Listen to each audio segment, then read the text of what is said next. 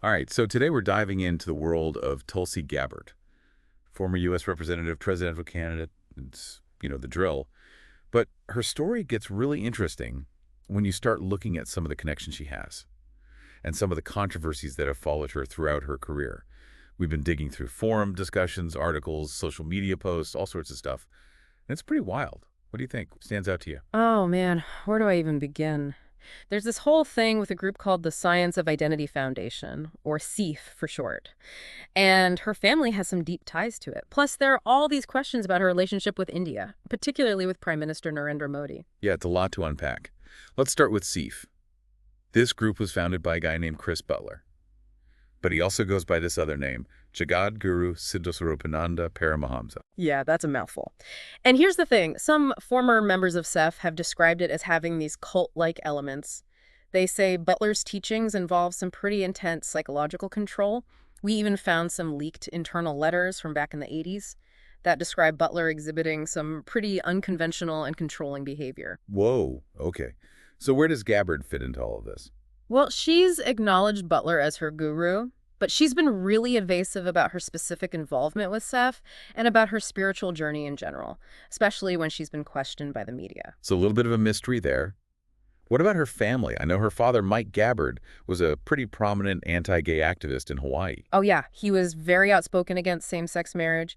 He even founded this group called the Alliance for Traditional Marriage. And get this, both of Gabbard's parents were early followers of Chris Butler. Wow, so the connection goes way back. Yeah. Didn't Gabbard work for her father's organization at one point? She did. And early in her career, she even voiced opposition to same-sex marriage herself, though she later apologized for those statements and said her views had evolved. Interesting. That's quite a turnaround. It is, and it gets even deeper. The family's connection to SIF runs pretty deep. Mike Gabbard was actually the head of the Ponamaloa school, which had really strong ties to SIF. Some former students have alleged that they were basically taught to worship Butler and his wife at the school. Hold on, worship. That seems a little intense, even for a school with religious ties. Right. And remember, this is all happening against the backdrop of these claims about SIF operating with cult-like tendencies. That definitely adds another layer to it. Didn't Tulsi Gabbard also work for some businesses that were affiliated with SIF? She did. Several of them, actually. One that stands out is Healthy's Inc. It's the parent company of the down-to-earth vegetarian grocery chain. So SIF, which is officially a religious charity, seems to be mixed up with these businesses. What's going on there?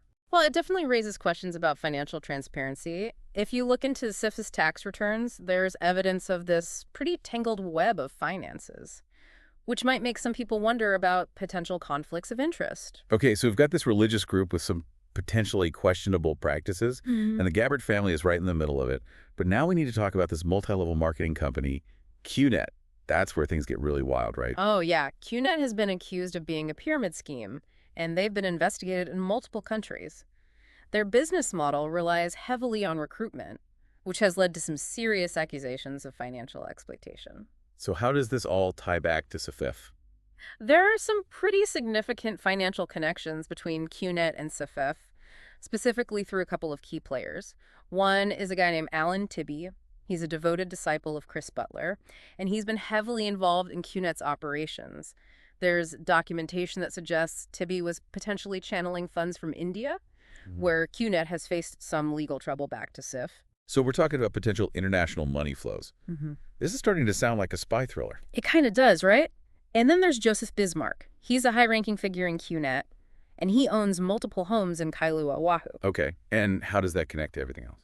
Get this, those homes are reportedly being used by Butler and his followers. We even have reports of Bismarck being referred to as a student of Butler in SIF promotional materials. Wow, so we've got these key figures in QNet with deep connections to SIF. Uh-huh. It definitely seems like there's a close relationship between the two organizations, despite all the controversy surrounding QNet. Exactly.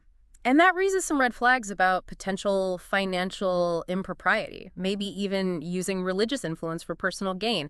It makes you wonder what's really going on behind the scenes. Yeah, it's like peeling back the layers of an onion, and each layer reveals something even more intriguing. Now let's shift gears a bit and talk about Tulsi Gabbard's relationship with India, specifically with Prime Minister Narendra Modi.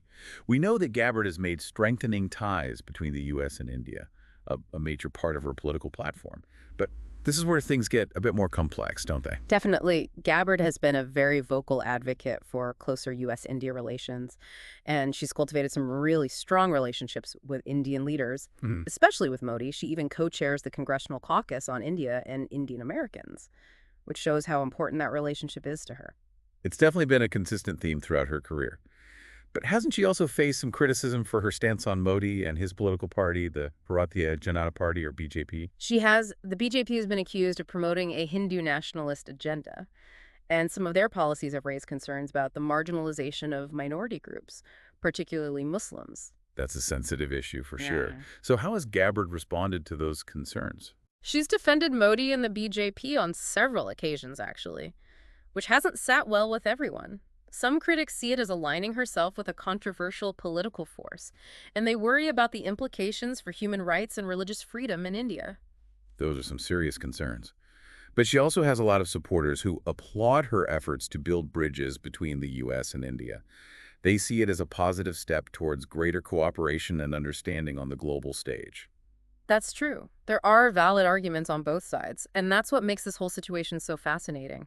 It forces us to grapple with these complex issues and consider different perspectives. Well, we've certainly uncovered a lot of intriguing information already. What do you think we should explore next? Let's dive deeper into the criticisms surrounding SSIF and hear from some of the people who left the organization. We should also take a closer look at Gabbard's evolving political views and what she's been up to now that she's no longer in Congress. All right, sounds like we're just getting started. You listening out there. Stay tuned for part 2 of this deep dive into the world of Tulsi Gabbard. We've been talking about, Sefin, the cult-like elements. But what does that actually mean for the people who were involved? Right, we should probably hear from those who were actually part of it, right? Exactly. And when you look at the accounts of former ISIF members, there's this recurring theme of disillusionment. Many of them express regret for the time and resources they dedicated to the organization. They feel like they were led astray or even manipulated. Like they were being taken advantage of. Yeah, that's the feeling you get from a lot of their stories. They describe feeling immense pressure to conform, to never question Butler's authority. And there are even some allegations of financial exploitation, with members being encouraged to donate heavily to SEF. So less like a spiritual community and more like a controlling environment. Yeah, and it's not just the financial aspect either. Some former members even describe experiencing real psychological harm from their involvement. It's a reminder that these types of groups can have a serious and lasting impact on people's lives. That's really sad to hear. And for these former members, Gabbard's continued association with SEF is a big problem for them. They see it as a sign that she hasn't really dealt with the organization's troubled past. Yeah, they're worried that her political decisions might be influenced by her religious beliefs, and they question if those beliefs are compatible with the needs of her constituents. And speaking of conflicting interests, what about Gabbard's relationship with Modi and the BJP? We touched on this earlier, but I think we need to dig a little deeper. For sure, Modi and the BJP have faced criticism internationally for their Hindu nationalist policies.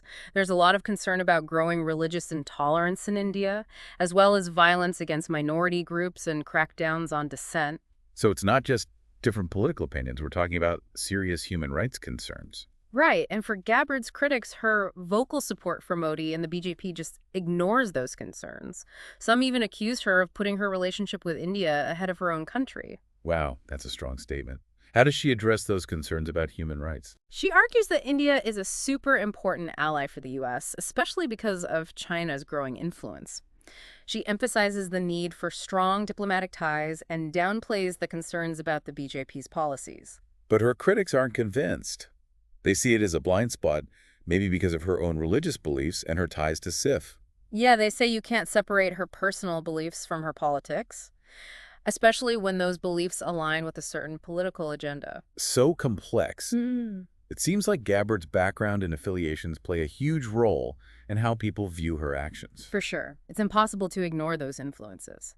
Her upbringing, her faith, her family's political activism, they all contribute to who she is and how she does politics. So you've got religion, politics, international relations, even some financial stuff. It's like a real-life political thriller. And it's still going on. Gabbard's out of Congress, but she's still a voice in American politics. She's making headlines for criticizing the Democrats and her increasingly conservative positions.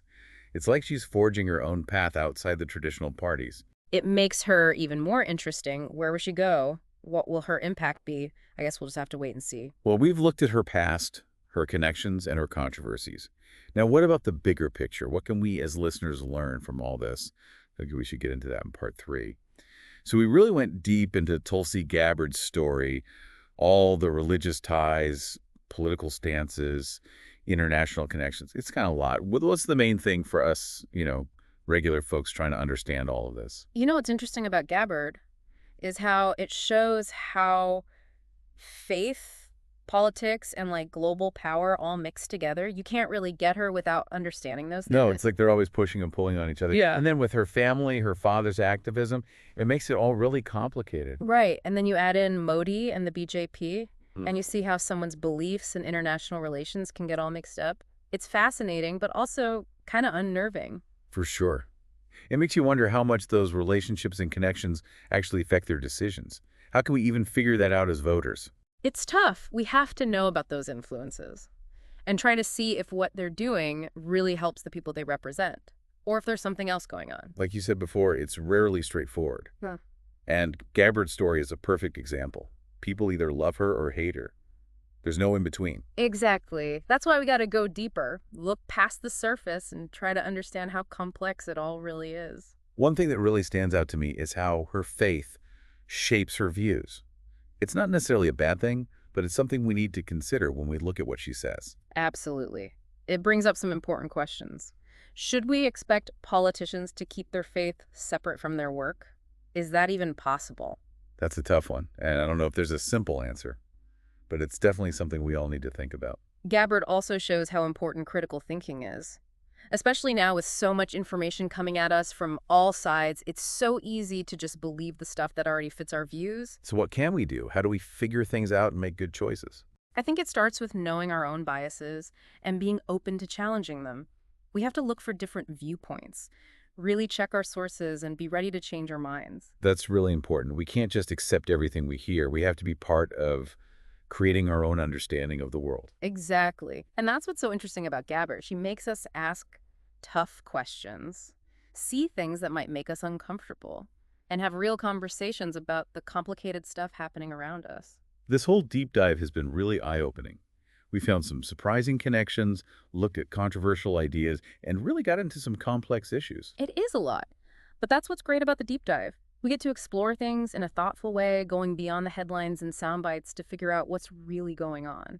And hopefully it gets our listeners to keep digging on their own. Maybe they'll look into SIF, or research the BJP's policies, or see what Gabbard's doing now. That's what we want, to make people curious, get them thinking, and give them the power to form their own opinions. Well said. Thanks for joining me on this deep dive into Tulsi Gabbard. It's been quite a journey. It was my pleasure. Who knows what fascinating person we'll explore next? Stay tuned.